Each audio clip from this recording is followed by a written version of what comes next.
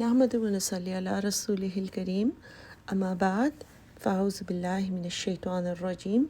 بسم الله الرحمن الرحيم رب اشرح لي صدري ويسر لي أمري واحلل عقدة من لساني يفقهوا قولي ربي زدني علما اللهم فقهنا في الدين اللهم إني أسألك علما نافعا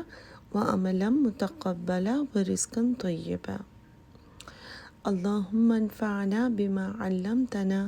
وعلمنا ما ينفعنا وزدنا علما۔ آج ہم انشاءاللہ سورہ حج آیت نمبر 67 آنورڈس پڑھیں گے۔ آیت نمبر 67 ہے لکلی، ہر ایک کے لیے، یعنی لیے ہر ایک کے، امتن ہر امت کے، حمزہ میم، جعلنا، جعل یعنی بنایا، نہ ہم نے بنایا۔ کیا بنایا؟ اللہ تعالیٰ فرماتے ہیں ہر امت کے لیے ہم نے بنایا منسکن،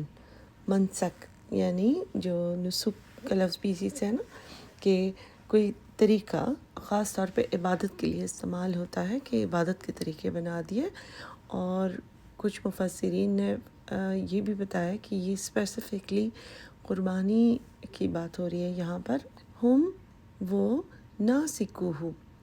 روٹ تو سیم ہے نون سین کاف کی، یعنی کہ وہ پھر اس کو نسک کرتے ہیں، یعنی اس طریقے کو فالو کرتے ہیں، اس کی پیروی کرتے ہیں، یعنی جو طریقے اللہ تعالیٰ نے مقرر کیے تھے اس کی وہ پیروی کرتے تھے۔ اس سے یہ بھی سمجھ آتا ہے ہر امت کے تھوڑے تھوڑے فرق بھی مناسک تھے، اور اللہ تعالیٰ نے کچھ چینجز بھی رکھی تھیں ہر شریعت کی۔ فلا پس نہیں، ینازعنک، نون زائی عین ہے اس کا روٹ، نزع کا مطلب یہ بھی ہوتا ہے کہ کھینچنا، اور نزع کے عالم کی جب ہم بات کرتے ہیں نا، موت سے پہلے والا وقت جب روح کھینچی جا رہی ہوگی، تو اس لیے اس کا مطلب کھینچنا بھی ہوتا ہے، ورنہ جگڑنا۔ اور بس نہ وہ جھگڑا کریں تجھ سے، یعنی نبی صلی اللہ علیہ وسلم سے، فی الامری، کسی بھی امر کے بارے میں، کوئی بھی میٹر کے بارے میں۔ تو لوگوں کو چاہیے کہ یعنی وہ آپ سے، یعنی پیغمبر سے اس بارے میں جھگڑا نہ کریں کہ ایسا کیوں ہے، اور عیسائیوں کے تو یہ منسک تھا، اور جیوز کا تو یہ منسک تھا، تو ہمارا کیوں ایسا ہے۔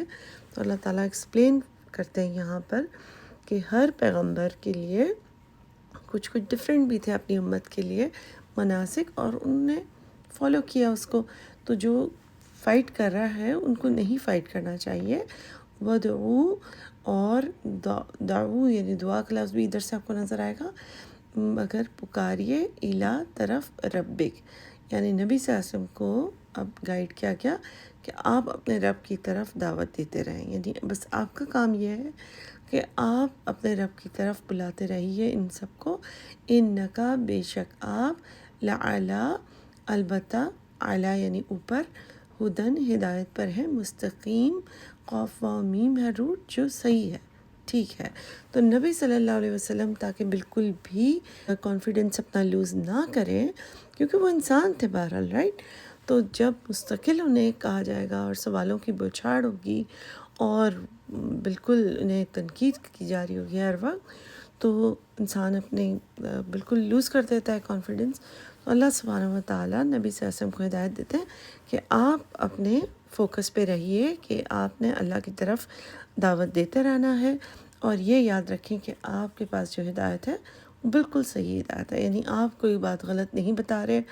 آپ نے کوئی مسٹیک نہیں کی، جو بھی چیز آپ ان کو بتا رہے ہیں وہ بالکل صحیح ہے۔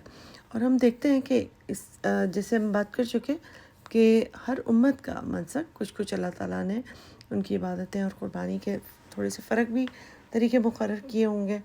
اور نبی صلی اللہ علیہ وسلم نے بھی اپنی حدیث میں فرمایا ہے کہ ہم انبیاء کی جماعت ہیں، دین ایک ہی ہے، یعنی اسلام ہی ہے سب کا، لیکن ہماری مائیں مختلف ہیں، یعنی اس حدیث کا میننگ یہ ہے کہ شریعتیں مختلف بھی دی گئی ہیں اللہ سبحانہ و تعالیٰ کی طرف سے۔ اس کے علاوہ ایک ہے کہ نبی صلی اللہ علیہ وسلم نے فرمایا کہ میری اور مجھ سے پہلے انبیاء کی مثال ایسی ہے جیسی ایک عمارت بنی ہو جس میں ایک اینٹ کی کمی ہو۔ لوگ کہتے ہیں کہ یہ اینٹ کیوں نہیں رکھی گئی، میں وہ اینٹ ہوں اور میں خاتم النبیین ہوں. یعنی جیسے اللہ تعالیٰ نے اس آیت میں فرمایا نا کہ مستقیم سے کہ مطلب یہ اسٹیبلشڈ ہے، یہ ہمیشہ کے لیے ہے. وہ سب جو لے کر آئے وہ اپنی اپنی امتوں کے لیے لے کر آئے. نبی صلی اللہ علیہ وسلم کی جو شریعت ہے وہ آخر تک رہے گی، مستقیم ہے، یعنی بالکل اسٹیبلش رہے گی، فائنل رہے گی. پھر اس کے بعد آیت ہے اللہ سبحانہ و تعالیٰ مزید ان کے جو جھگڑا ہے اس سے ریلیٹڈ بات کرتے ہیں کہ وَإِن اور اگر جادلوک، جدل سے ہے جیم دال لام، یعنی اگر وہ جھگڑا کرتے ہیں آپ سے، آرگیو کرتے ہیں آپ سے، فقل تو کہیے اللہ اللہ عالم، عین لام میم سے علم رکھتا ہے، عالم یعنی زیادہ جانتا ہے، سب سے زیادہ، بما اس کے بارے میں جو تعملون تم عمل کرتے ہو، عین میم لام. تو یعنی اللہ تعالیٰ نبی صلی اللہ علیہ وسلم کو مزید گائیڈنس دیتے ہیں، اور اس کے ساتھ ساتھ باقی سارے جو دنیا میں داعی ہیں، کیونکہ نبی صلی اللہ علیہ وسلم کے بعد جو مشن ہے وہ محمد صلی اللہ علیہ وسلم کی امت کو لے کے چلنا ہے نا. تو اللہ تعالیٰ نے یہاں پہ گائیڈ کیا ہے کہ اگر وہ جھگڑا کریں تو ان سے کہہ دو کہ جو کچھ تم کر رہے ہو اللہ سبحانہ و تعالیٰ کو خوب معلوم ہے. تو آپ دیکھیے کہ ہمیں بھی اللہ تعالیٰ اسی چیز کے لیے گائیڈ کرتے ہیں، اور جھگڑے سے بچنے کی تاکید نبی صلی اللہ علیہ وسلم نے فرمائی ہے کہ میں ضامن ہوں ایک گھر کا جنت کے کنارے پر اس شخص کے لیے جو حق پر ہوتے ہوئے بھی جھگڑا چھوڑ دے. ایک اور حدیث اسی طرح سے ہے کہ اللہ تعالیٰ کو جھگڑالو شخص سخت سب سے زیادہ ناپسند ہے. تو بالکل اسی طریقے سے کہ جیسے اللہ تعالیٰ کے پاس تمام علم ہے، اللہ تعالیٰ ہماری نیتوں کو اور ہمارے دل کے اور اعمال کو دیکھتا ہے. اللہ تعالیٰ ہماری صورتوں اور مالوں کے اوپر نہیں جاتے. جیسا دنیا میں تو ہم اسٹیٹس دیکھتے ہیں نا، تو یہ بھی حدیث ہے کہ اللہ تعالیٰ ہمارے دلوں کے حل اور ہماری نیتوں کے بیس پر ہمارا انشاءاللہ حساب کتاب کریں گے. تو بس ہمیں یہی سمجھنا ہے یہاں سے کہ آرگیومنٹ میں نہیں پڑھنا. لوگ آرگیو ضرور کریں گے، لیکن اللہ تعالیٰ نے جو طریقہ بتایا ہے وہ یہی ہے کہ ہمارا کام، ہمارا فوکس یہی ہونا چاہیے کہ لوگوں کو دین کی طرف بلائیں. اور اس میں بھی حدیث ہمیں ملتی ہے کہ آسانی سے بلائیں، کاملی بلائیں، سختی سے نہ بلائیں. اور آیت نمبر پھر ہم پڑھتے ہیں 69. اللہ اللہ یحکم، ہا کاف میم سے ہے، یعنی اللہ سبحانہ و تعالیٰ جج کرے گا یا فیصلہ کرے گا، حکم دے گا، بینکم تمہارے درمیان، یوم القیامت، کون سے دن؟ قیامت کے دن اللہ سبحانہ و تعالیٰ تمہارے درمیان فیصلہ کرے گا. یعنی جو جھگڑا تم کرتے ہو، جو بحث سے کرتے ہو، جو سوالات پوچھتے ہو کہ کیوں ایسا ہے، کہ آپ یہ بات کیوں میں بتاتے ہیں، اور پہلے تو پیغمبر نے اس طرح سے بتایا تھا. جیسے قربانی کی بھی ایک بات ہے کہ پہلے زمانے میں قربانی اس طرح سے ہوتی تھی کہ وہ آگ لے کے جاتی تھی، جس کا مطلب ہوتا تھا کہ قربانی قبول ہو گئی. اب ایسا نہیں ہوتا. نبی صلی اللہ علیہ وسلم کی شریعت میں یہ بتایا گیا کہ ہم قربانی کرتے بھی ہیں، ہم کھا بھی سکتے ہیں اس کو. تو آیت نمبر 69 میں یہی ہے کہ فی ماں، اس کے بارے میں جو کنتم تھے تم، فی ہی اس میں تختلفون، خا لام فا سے ہے، یعنی خلاف ہو یا مختلف ہیں. تو جن جن باتوں میں تم لوگ مختلف رائے رکھتے ہو تو اللہ سبحانہ و تعالیٰ ان سب چیزوں کے بارے میں قیامت کے دن فیصلہ کر دیں گے. ظاہر ہے مینلی تو یہ ان لوگوں کے لیے ہے جو مشرکین تھے اور وہ سوالات پوچھتے تھے، یا اہل کتاب تھے جو اس بات پہ تنقید کرتے تھے اور نبی صلی اللہ علیہ وسلم سے فرماتے تھے کہ آپ صحیح پروفٹ نہیں ہیں، ورنہ اتنی فرق تو نہ ہوتی باتیں. تو اللہ سبحانہ و تعالیٰ یہاں پہ فرماتے ہیں کہ اللہ تعالیٰ ان سب چیزوں کا فیصلہ کر دیں گے. یعنی نبی صلی اللہ علیہ وسلم کی بھی یعنی ایک تسلی ہوتی ہے اس سے. اور دوسرا یہ کہ یہ صرف اہل کتاب اور مشرکین کے لیے نہیں ہے. اگر آپ دیکھیں تو مسلمانوں کے اپنے اندر بھی کتنی چیزوں میں اختلاف ہے. اگر ہم ان چیزوں پہ آرگیو کرنے کے بجائے ہم اپنا فوکس یہ رکھیں کہ ہر بندہ اوپن مائنڈڈ ہو کر جہاں جہاں اختلاف ہے اس کی ریسرچ کرے، دیکھیں صحیح چیز کی تلاش میں اگر ہم رہیں گے تو ایٹ لیسٹ ہم اپنی نیتوں کی بیس پہ اٹھائے جائیں گے کہ اپنی جو بھی اس انسان کی بساط تھی، اس کی جتنی کیپیسٹی تھی، اس کے حساب سے اس نے صحیح چیز ڈھونڈنے کی بھرپور کوشش کی. کسی کو تو مل جائے گی، کسی کو اگر نہیں بھی ملے گی تو اللہ سبحانہ و تعالیٰ اس کو ہدایت بھی دیں گے. اور چونکہ ہم اگر ہر نماز میں پڑھتے ہیں سورہ فاتحہ میں کہ یا اللہ ہمیں سیدھی راہ کی ہدایت دینا، تو ہمیں ہدایت مل جائے گی۔ ہمیں یقین ہونا چاہیے کہ اگر ہم اوپن مائنڈڈ ہیں اور ہم نے دل بند نہیں کیا، دماغ بند نہیں کیا، اور ہم صرف فرقے کے پیچھے نہیں بھاگیں گے، اللہ اور اس کے رسول کے پیچھے جائیں گے اور سنت کیا ہے نبی صلی اللہ علیہ وسلم کی، تو پھر انشاءاللہ ہدایت ضرور ملے گی۔ کیونکہ نبی صلی اللہ علیہ وسلم نے یہ بھی فرمایا نا کہ میری قوم، میری امت اب بہت سارے فرقوں میں بٹ جائے گی لیکن ایک فرقہ ٹھیک ہوگا۔ اور جب صحابیوں نے پوچھا تھا تو انہوں نے یہی فرمایا تھا کہ جو میری سنت اور صحابیوں کو فالو کرے گا۔ تو یعنی ہمیں یہی چیز کوشش کرنی چاہیے، اور ظاہر ہے اختلافات پھر بھی اگر ہوں تو لڑائی جھگڑے آرگیومنٹ سے ہمیں منع کیا گیا ہے، اور سیدھی راہ کو ڈھونڈتے رہیں ہم، اور انتظار کریں کہ آخرت میں اللہ سبحانہ و تعالیٰ سب چیزیں کلیئر کر دیں گے ہمارے لیے۔ پھر ہم دیکھتے ہیں کہ آیت نمبر 70 میں علم کیا نہیں تعلم، تم علم رکھتے، تم جانتے، یعنی ایک ریٹاریکل کویشچن ہے کہ پوچھتے کہ کیا نہیں تم جانتے، ان اللہ کہ بے شک اللہ یعلم وہ علم رکھتا ہے۔ یہاں پہ اس آیت میں اللہ کے علم کی وسعت بتائی گئی ہے کہ وہ علم رکھتا ہے ما جو کچھ فی السماء والارض، جو کچھ آسمان میں ہے اور جو کچھ زمین میں ہے، ہر چیز کا اللہ کو علم ہے۔ اب پچھلی آیت سے آپ کنیکٹ کیجئے نا کہ اللہ تعالیٰ تو ہمارے دلوں کے حال بھی جانتے ہیں، اللہ سبحانہ و تعالیٰ ہمارے اعمال بھی جانتے ہیں، جیسے کہ نبی صلی اللہ علیہ وسلم سے یہ فرمایا گیا کہ آپ یہ کہہ دیجئے کہ ٹھیک ہے اگر تم اختلاف کرتے ہو تو یاد رکھو کہ اللہ سبحانہ و تعالیٰ سب جانتے ہیں۔ تو یہاں پہ اللہ تعالیٰ بتاتے ہیں کہ اللہ تعالیٰ تو ہر چیز، آسمانوں اور زمین اور اس میں جو کچھ ہے ہر چیز کا علم رکھتے ہیں، صرف چند چیزوں کا علم نہیں ہے۔ انا بے شک ذالکہ یہ فی کتاب ایک کتاب میں ہے، یہاں پہ لوح محفوظ کا ذکر کیا گیا ہے جس میں ہر چیز اللہ تعالیٰ نے ریکارڈ کی تھی۔ انا بے شک ذالکہ یہ علی اللہ اللہ کے لیے یسیر یعنی آسان ہے، یاسر ہم کہتے ہیں نا یسر، ان مال اسری یسرا بھی ہم پڑھتے ہیں۔ تو یعنی کیا نہیں تم جانتے کہ آسمان و زمین کی ہر چیز اللہ کے علم میں ہے، سب کچھ ایک کتاب میں درج ہے، اور اللہ کے لیے کچھ بھی مشکل نہیں، یعنی علم حاصل کرنا بھی، اللہ تعالیٰ کے لیے کوئی چیز پتہ لگانا بھی، یہ کہ اللہ تعالیٰ نے سب کچھ پہلے سے لکھ دیا ہے، یہ سب کچھ اللہ تعالیٰ کو کے لیے کوئی مشکل چیز نہیں ہے۔ اس کے بارے میں ہم دیکھتے ہیں کہ نبی صلی اللہ علیہ وسلم نے اللہ کے علم کی وسعت سے متعلق فرمایا کہ اللہ تعالیٰ نے سب سے پہلے قلم کو پیدا کیا اور اسے حکم دیا کہ لکھ، تو اس نے قیامت تک ہونے والی ہر چیز لکھ دی۔ تو اس سے ہمیں سمجھ آتا ہے کہ قلم اللہ تعالیٰ نے بنایا، اور جو لوح محفوظ ہے، ایک اور حدیث کے مطابق یہی ہے کہ زمین و آسمان کے بھی بنانے سے 50,000 سال پہلے اللہ تعالیٰ نے سب کچھ لکھ دیا تھا۔ یعنی یہ ایک ایکسپریشن بھی ہو سکتا ہے 50,000 سال پہلے، اور یہ اگر ایگزیکٹ نمبرز میں لیں تو ظاہر ہے اللہ کے پاس دن اور سال اور اس کی مدت کیا ہے اللہ سبحانہ و تعالیٰ ہی بہتر جانتے ہیں، لیکن ہمیں اس حدیث سے ایک چیز کا اندازہ کرایا جاتا ہے کہ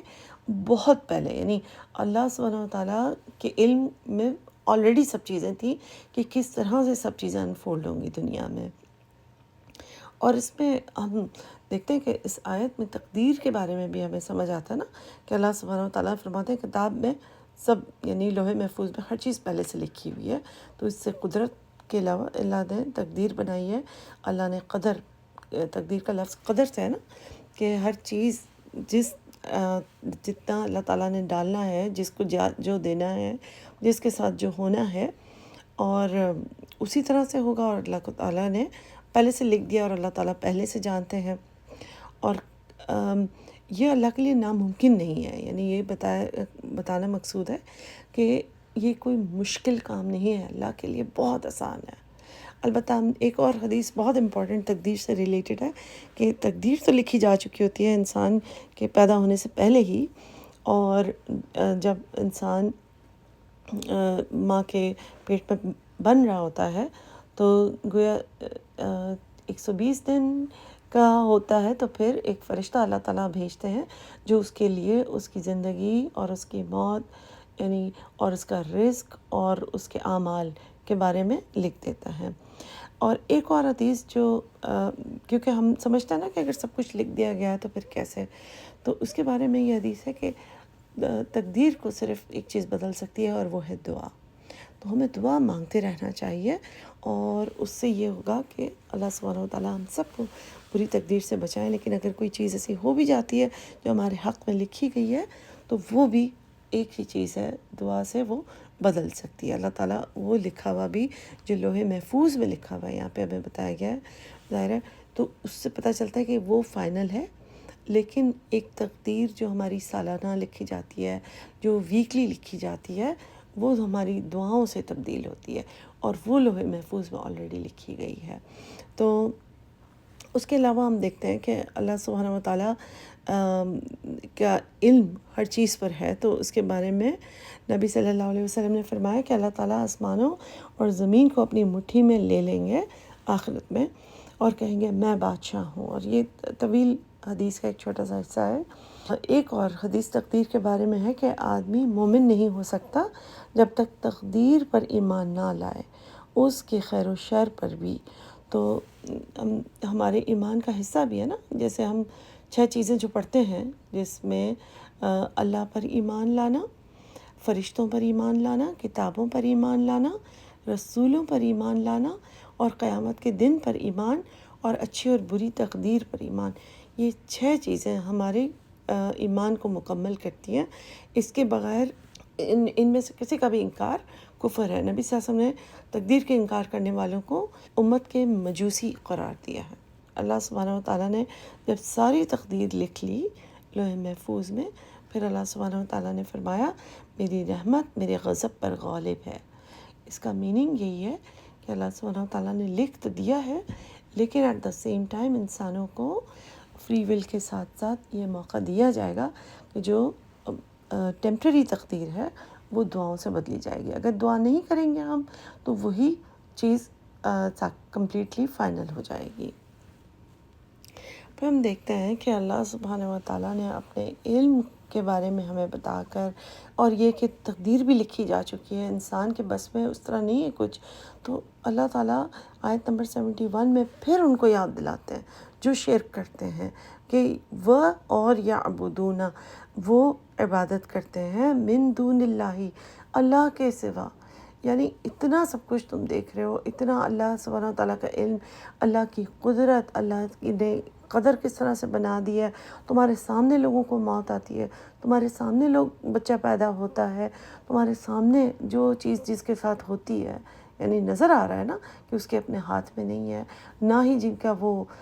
جن کو پکارتے ہیں وہ اس کی مدد کر سکتے ہیں. تو یہ سب کچھ اپنی آنکھوں سے وہ دیکھتے ہیں، زمین کو دیکھتے ہیں، آسمان کو دیکھتے ہیں، بارش کو، پودوں کو، جانوروں کو، ہر چیز کو دیکھتے ہیں. لیکن کرتے کیا ہیں؟ آیت نمبر 71 میں فرماتے ہیں اللہ تعالیٰ وہ یعبدون، اور وہ عبادت کرتے ہیں من دون اللہ،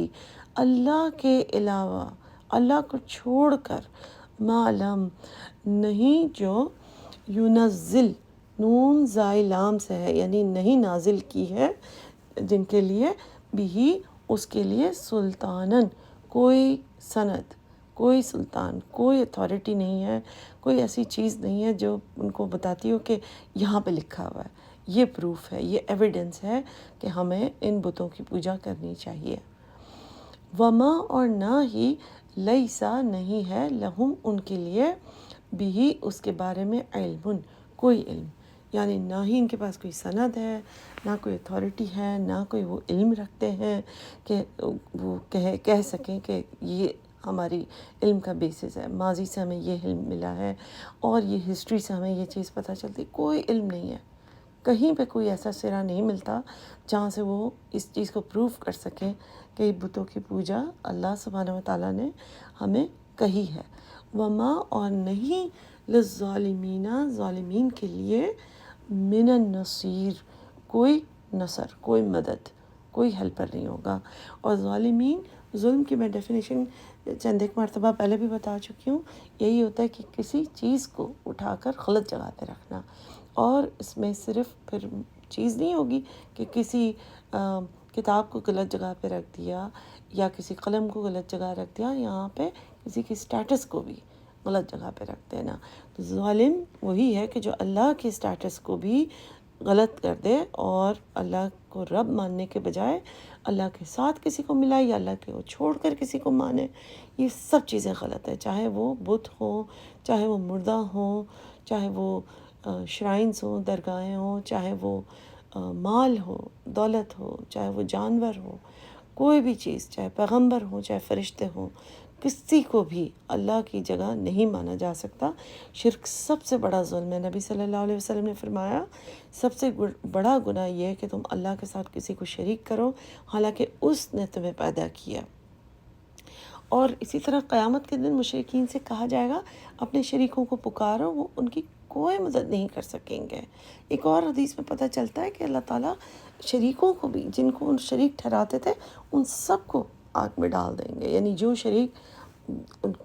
جن کو وہ پکارا کرتے تھے، ایکسیپٹ کہ ظاہر ہے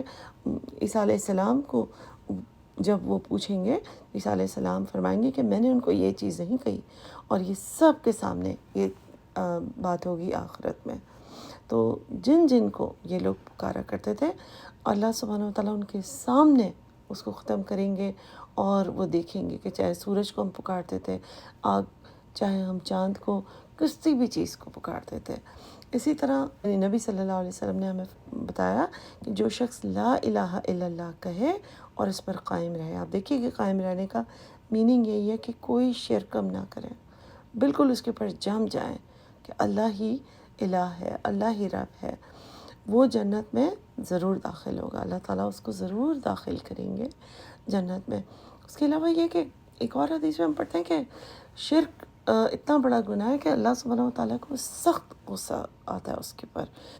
پھر آیت نمبر 72 ہے وہ ایذا، اور جب تتلا، یعنی تلاوت کا لفظ ہے نا اس میں، لام واو سے ہے، جب تلاوت کی جاتی ہے علیہم، ان کے اوپر، کیا چیز؟ آیاتنا، ہماری آیات، یعنی اللہ سبحانہ وتعالیٰ فرماتے ہیں کہ جب ہماری آیات ان لوگوں پر، کن کے اوپر؟ یہاں پہ مشرکین اور اہل کتاب کی بات ہو رہی ہے، لیکن ظاہر ہے ہم دیکھتے ہیں کہ منافق، جن کو ہم پوائنٹ تو نہیں کر سکتے کہ یہ منافق ہے، لیکن اکثر مسلمانوں میں جو اپنے آپ کو مسلمان کہتے ہیں، ان کا بھی یہی عالم ہوتا ہے، انہیں نہیں اچھی لگتی کہ ان کو دین کی باتیں بتائی جائیں، اور ان کو بور ہوتے ہیں وہ، یا ان کو ناگوار گزرتی ہیں، ان کے چہرے بدلتے ہیں، جیسے اس میں فرماتے ہیں اللہ تعالیٰ۔ تو بیناتن، یعنی کلیئر ہوتی ہے، جو بیانون سے ہے، بیان کا لفظ بھی اسی سے ہے نا، یعنی جو کلیئر ہو، بالکل اس میں کوئی کنفیوژن نہ ہو۔ جب اس طرح کی آیات ان پہ تلاوت کی جاتی ہیں، تعارفو، تو تم پہچان جاؤ گے، یعنی تعارف عرف سے بھی ہے کہ تم دیکھو گے، کیا دیکھو گے؟ فی وجوہی، ان کے چہروں کو، واو جیم ہا اس کا روٹ ہے، الذین، وہ جو، کفرو، جنہوں نے کفر کیا، کس طرح ہو جائیں گے ان کے چہرے؟ منکر، انکار کرنے والے اور ناراض ہوئے ہوئے، ناگوار کہہ سکتے ہیں کہ ان کو مطلب اچھا نہیں لگتا اور برا سا منہ بناتے ہیں۔ یکادونا،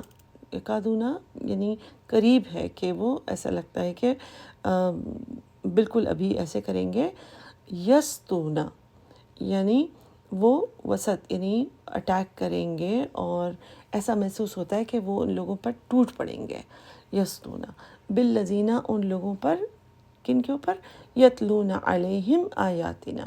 جو تلاوت کرتے تھے ان کے اوپر کتاب، یعنی اللہ سبحانہ وتعالیٰ فرماتے ہیں کہ جب ان کو پڑھ کر سنائی جاتی ہے ہماری روشن آیات، تو تم دیکھتے ہو کہ ان کافروں کے چہروں پر ناگواری کے آثار آ جاتے ہیں، اور یہ ایسا لگتا ہے کہ وہ قریب ہوتے ہیں کہ ٹوٹ پڑیں گے ان پر جو ان کو ہماری آیات پڑھ کے سناتے ہیں۔ اب اللہ سبحانہ وتعالیٰ نبی صلی اللہ علیہ وسلم سے فرماتے ہیں قل، آپ کہیے،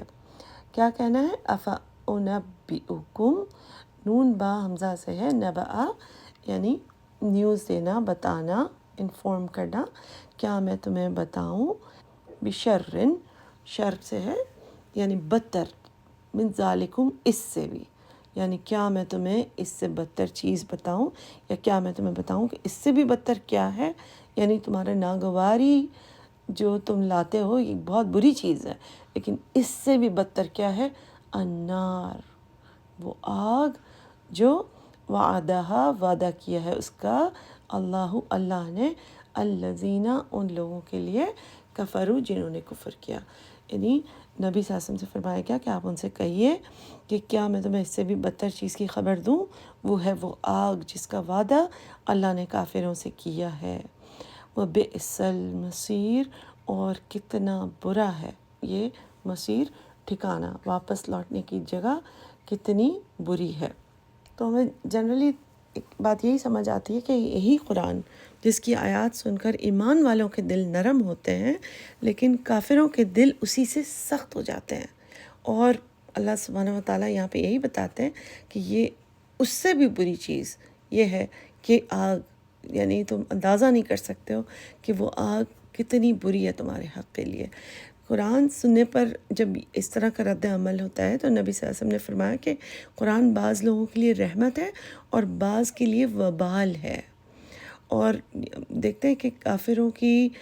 دشمنی کتنی سخت ہے کہ وہ قرآن پڑھنے والوں پر حملہ کر دیں۔ ان کا دل کرتا ہے کہ کوئی بھی حق بات نہ سنیں، کیونکہ وہ ان کے اندر تکلیف، جیسے اگر کوئی انسان کو تکلیف نہیں ہوگی تو وہ اپنے کام سے کام رکھے گا، لیکن ان کو ایک پریشانی ہوتی تھی تو ان کا دل کرتا تھا کہ وہ ان کو اٹیک کر کے چپ کرا دیں۔ شاید ان کو ایک سچائی محسوس ہوتی ہوگی اور اس سے دور رہنے میں عجیب سی ایک پریشانی ہوتی ہوگی، تو اس لیے وہ دشمنی شو کرتے ہوں گے۔ اور اس طرح سے بھی پتہ چلتا ہے کہ نبی صلی اللہ علیہ وسلم کے زمانے میں صحابی فرماتے ہیں، عبداللہ بن مسعود رضی اللہ عنہ، کہ جب ہم قرآن پڑھتے تھے تو مشرکین ہمیں سخت اذیت دیتے تھے، یعنی آلریڈی ان کے اوپر ظلم و ستم اس بات پر کرتے تھے۔ پھر آج کی آخری آیت پڑھتے ہیں، یا ایہا الناس، اے لوگوں، بہت پرفیکٹ، بہت خوبصورت آیت ہے یہ، یا ایہا الناس، اے لوگوں، ضربا، یعنی ضرب جب بھی اللہ تعالیٰ یوز کرتے ہیں نا، یعنی اس کا مطلب چلنا بھی ہوتا ہے اور کچھ مارنا بھی ہوتا ہے، اور مثال دینے کے لیے بھی اللہ تعالیٰ یہی استعمال کرتے ہیں، جیسے ماری جاتی ہے نا، ڈالی جاتی ہے، ضربا مثلاً، یعنی ایک مثال دی جا رہی ہے، اے لوگوں مثال دی جا رہی ہے، فاستمعوا، یعنی فسمعوا بھی ہوتا تو بھی مطلب ہوتا ہے پس سنو، فاستمعوا ہے تو یعنی غور سے سنو، لہو اس کے لیے۔ اب یہاں پہ اللہ تعالیٰ اس آیت میں ایک مثال دیں گے، اور اس کا سٹارٹ کتنا پیارا ہے کہ اللہ تعالیٰ نے ڈائریکٹ نہیں مثال دی، بلکہ سب انسانوں سے کہا کہ تم غور سے سنو یہ مثال، یعنی یہ مثال تمہیں ضرور تمہارے شعور دے گی۔ ان الذین، بے شک وہ لوگ، تدعون، جن کو تم پکارتے ہو، دالین واؤ سے ہے، من دون اللہ، اللہ کو چھوڑ کر، لن، ہرگز نہیں، یخلقو، خلق سے ہے نا، تخلیق دے سکتے وہ، ذبابن، ایک مکھی کو بھی۔ یہ مثال دی جا رہی ہے کہ وہ سب مکھی کو نہیں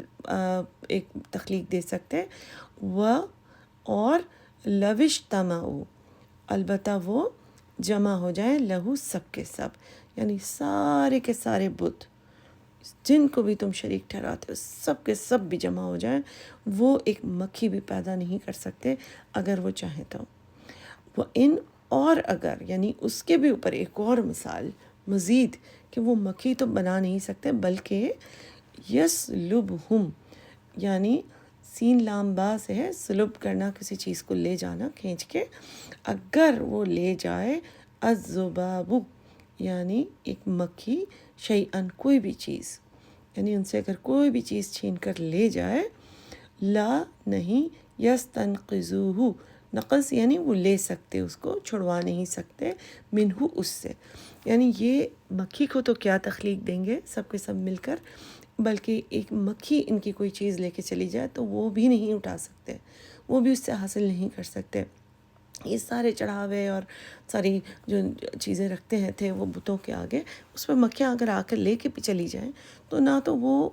ان کے بت کچھ ان مکھی سے حاصل کر سکتے ہیں، نہ یہ لوگ خود بت اس مکھی سے کچھ حاصل کر سکتے ہیں۔ تو یہ ایک بہت انٹرسٹنگ، بہت پیاری مثال دی ہے کہ ایک چھوٹی سی مکھی، کیونکہ پہلے بھی ہم دیکھ چکے ہیں کہ مچھر کی بھی مثال یا کوئی بھی مثال اللہ تعالیٰ دیتے ہیں، تو وہ ایک یہ بتانے کا بھی مقصد ہے کہ چھوٹی سی چیز، اس کے اندر بھی اللہ کی قدرت کتنی نظر آتی ہے، اللہ کی نشانی نظر آتی ہے جو دیکھنا چاہے۔ لیکن الٹا کیا تھا کہ یہی چیزیں وہ زیادہ ایروگنٹ، زیادہ غرور کے ساتھ دیکھتے تھے کہ اللہ تعالیٰ ایسی مثال کیوں دیتے ہیں، تو بات یہی ہے کہ یہی قرآن کسی کے لیے رحمت ہوگا اور یہی قرآن کسی کے لیے وبال یا فتنہ بن جاتا ہے۔ اور اس میں ہم دیکھتے ہیں کہ اللہ تعالیٰ نے آخری جو اس آیت نمبر 73 میں بات کہی ہے وہ بھی بہت پیاری ہے۔ ضعوفت طالب والمطلوب، ضعف ہوتا ہے کمزور، ضعیف جیسے ہم اردو میں پڑھتے ہیں نا، الطالب یعنی مانگنے والا، طالب علم جیسے ہم اردو میں کہتے ہیں، والمطلوب اور جس کو مانگا جائے۔ تو یعنی ایک مثال بیان کی جاتی ہے کہ اس کو توجہ سے سنو، یہ کہا گیا، اور یعنی وہ تخلیق بھی نہیں دے سکتے اور بلکہ وہ اس سے کچھ چیز وہ لے جائے تو چھڑا بھی نہیں سکتے، اور یعنی کس قدر کمزور ہے طالب بھی اور مطلوب بھی، دونوں ہی کمزور ہیں۔ تو اب ہم دیکھیں کہ اللہ سبحانہ و تعالیٰ نے مکھی جو بنائی ہے اس کے اندر کیا کیا نشانیاں ہیں۔ اب ہم انشاءاللہ تھوڑی سی زیادہ ڈیٹیل میں مکھی کے بارے میں پڑھیں گے اور اگلی کلاس انشاءاللہ اسی آیت سے شروع کریں گے۔ اگر آپ کر سکتے ہیں تو ضرور اپنے تئیں تھوڑی سی اس کے اوپر ریسرچ کریں مکھی کے بارے میں۔ آج کل کے زمانے میں تو کوئی مشکل نہیں ہے ڈھونڈنا اس کے بارے میں کوئی بھی انفارمیشن، کوئی فیکٹس دیکھیے، اور بہت انسپائرنگ ہے اللہ سبحانہ و تعالیٰ نے کس طرح سے تخلیق دی ہے اور کیا کیا نشانیاں اس میں سے نظر آتی ہیں۔ انشاءاللہ ہم یہیں سے شروع کریں گے اگلی کلاس میں۔ سبحانک اللہم و بحمدک، نشہد ان لا الہ الا انت، نستغفرک و نتوب الیک۔ السلام علیکم و رحمۃ اللہ وبرکاتہ۔